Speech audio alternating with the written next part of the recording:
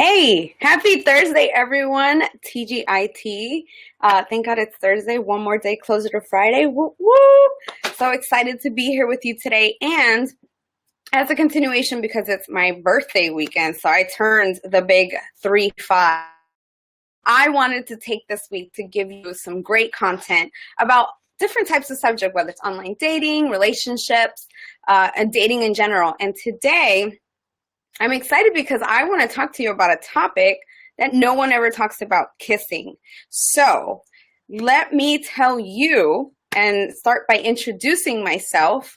My name is Michelle G. I'm an online matchmaker, dating and relationship coach, and #1 best-selling author. And today we're going to talk about something, like I said, that no one really talks about, which is kissing. And I'm curious to know, for those of you that are watching, please let me know that you're here and that you can hear us. And if you have any questions, please go ahead and make sure that you post on the comments below, and I will definitely be, listening to you and answering your questions. So to begin, I want to ask you about one simple moment in your life, okay? Which is, do you remember the first time or your first kiss? I mean, I'd love to hear, for those of you, just, do you remember your first kiss? Better yet, do you remember, if you're in a relationship, do you remember your first kiss with your spouse, with your boyfriend, or with your girlfriend? I know I do. And I want to share with you the story of my first kiss with my husband. So I look over there because he's sitting over here next to me. Our first kiss, so I'll tell you the story. So my husband and I, we were out on a date, and it's really funny because we love to both dance salsa. So my husband used to be a professional teacher where he used to teach salsa. And so that was because we both are Latin and we both like Latin music. He took me on a first date to a salsa club, but they played all kinds of different genres. So they were playing bachata, salsa, merengue, and we were dancing and getting to know one another. And there's this one particular genre, which is bachata, which is more of a sensual dance. So you're kind of holding on to one another and you're moving with the rhythm, but your bodies are moving in sync. And so we're dancing close, we're laughing, we're flirting. I mean, we've been flirting the entire night, so there was the buildup already, but we had not kissed yet. And the moment came. I just knew, I had this feeling that he was going to kiss me. And, I was just like, oh shit, it's going to happen. And I remember I felt my heart beating. And as I'm telling you right now, I can feel that my heart just starts beating really, really fast. And my palms got a little sweaty. And then all of a sudden, I feel that he puts his hand on my lower back, and forget it. It was over. It was completely over. I was, here I am, smitten to today, So that first kiss was really, really crucial, and it was really sweet, but I remember it. So, but not a lot of people talk about kissing. So if you're watching, I'd love to hear where you're watching in from. And, there's no manual that actually tells us how to be a good kisser. Yet it's so important because it could really affect our love life just in general, your experiences. And the thing is, too, that once you press your lips against another person's lips, chemistry is really what takes over. So it's either going to be like sparks are going to fly, or they won't.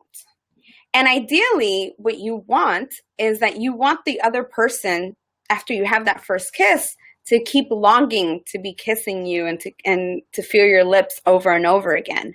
So, I'm kind of curious to know, how important, from a scale of 1 to 10, how important is kissing to you in a relationship? I'd love to hear, to know, if you could write it on the comments below, how important is kissing in your relationship from a scale to 1 to 10?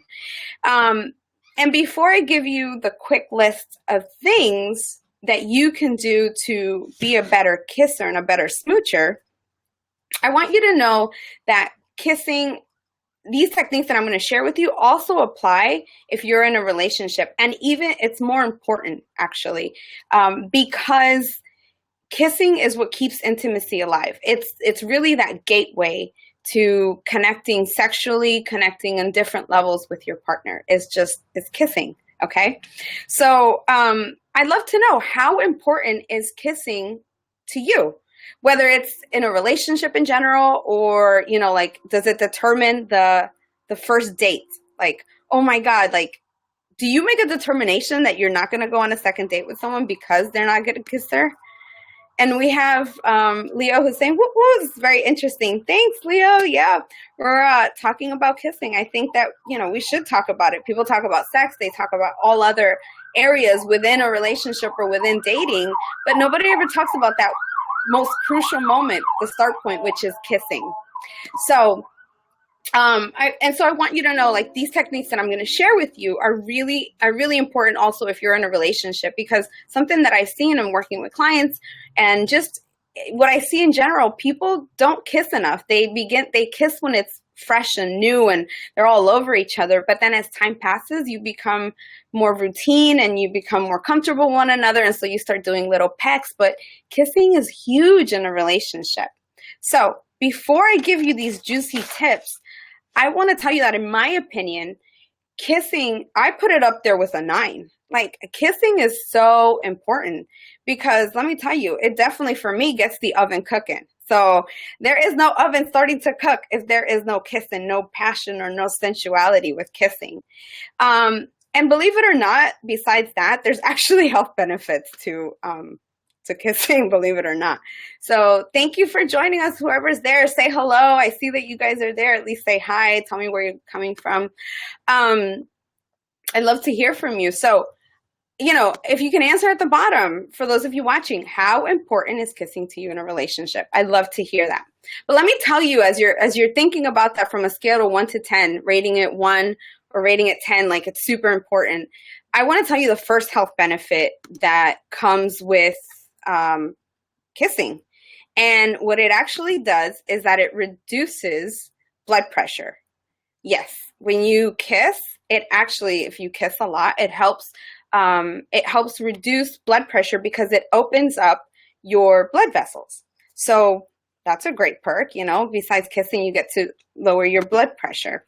The second health benefit also is that it fights cavities. Yep. That's right. Because of the saliva that is produced in your mouth, it fights plaque away. So kissing actually helps you reduce cavities or fight cavities. And we have, Leo says, well, I rank it pretty high up there, like a strong 9. All right. You and me are on the same page. Yeah, it's definitely important. All right. So health benefit number 3, why is kissing a good thing?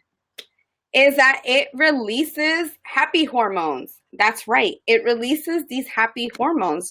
So look, let's be honest. All right. We're stressed, we're run down, and a little kissing can lead to some love making, which is actually great because it relaxes, restores you, and revitalizes you. So the feel good chemicals in your brains that kind of start releasing, it's, you know, serotonin that start being released is serotonin, dopamine, and oxytocin, which are things that the same rush that you get when you work out. Okay, which leads me to my next health benefit. And this is for both men and ladies watching out there, is that it tones your facial muscles, AKA wrinkle reduction. All right, so I just turned 35 and I know, you know, I found 2, 3, 4 gray hairs and I was like, wow, this is, holy crap, I'm getting older, you know, I'm aging, my body is aging with me, and wrinkles too, right? So it's like, you know, women, we worry about wrinkles. Well, if you kiss your husband or kiss your partner a little more, or if you're out there and you're single and you've met a couple of people and you have some long makeout sessions, hey, listen, it helps with all the wrinkles in your face. So that's always good. So these are just a couple of health benefits that really help, that are really important when it comes to kissing. So I want to tell you the juicy tips now about, you know, what's the things that you can do to become a better smoocher. Because, hey, man, kissing for me is up there. It's the opening. For me, when I was single, I remember that if you were a bad kisser, there was no second date. I couldn't do it because, you know, partly you feel bad if you're dating someone or you meet someone and they're not a good kisser. You feel really bad correcting them, right? It's like you have to wait. You feel that you have to wait until you have a rapport with them to tell them, hey, you're not a great kisser. Or, you know, yeah, that wasn't great. I had a great time, but maybe I can give them a second chance. So for me, that was kind of like a if you will, were you going to get the second date or not, was if you were a good kisser. So I don't know what it is for you, but for me, that's pretty important because, like I said, it gets the oven cooking. So let me go ahead and share these juicy secrets with you on what you can do to be a better smoocher. So first and foremost, number one, we want to make sure that we have, oh, Leo says, bad kissing is no bueno. Yeah, I'm going to talk about what is bad kissing and how you can be a better kisser right now. I'm going to tell you exactly the things to do. So thanks for that. Number one, ladies and gentlemen, it is important that we police our mouth hygiene. What do I mean by that? All right, let's get real. Be mindful of how fresh your breath is. Think about if you're going to get ready to kiss someone, did you eat something earlier that could potentially still be lingering in your breath? Do you have a sinus infection? Maybe do you have lip gloss on your lips? All these things can affect how your mouth tastes, aka that kissing experience. So, and here's the thing, it doesn't matter if you're on a first date or if you've been married to this person for 10 or 15 years, your breath shouldn't be kicking. Your hygiene shouldn't be kicking, all right? So before that special moment happens, take a short bathroom break to freshen up. All you got to do is just go ahead and, you know, swish a little water or carry, you know, some mints in your purse or in your pockets and make sure your breath ain't kicking. Because you know what? You might as well say goodbye to that next date if it's your first one.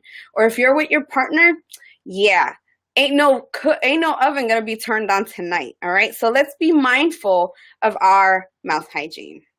All right, number two, this is one of my favorite tips. Use your tongue sparingly. And what do I mean by that? So I'm not gonna demonstrate about using tongue sparingly, but here is something I want you to keep in mind, is the first rule when it comes to kissing is don't slobber on someone.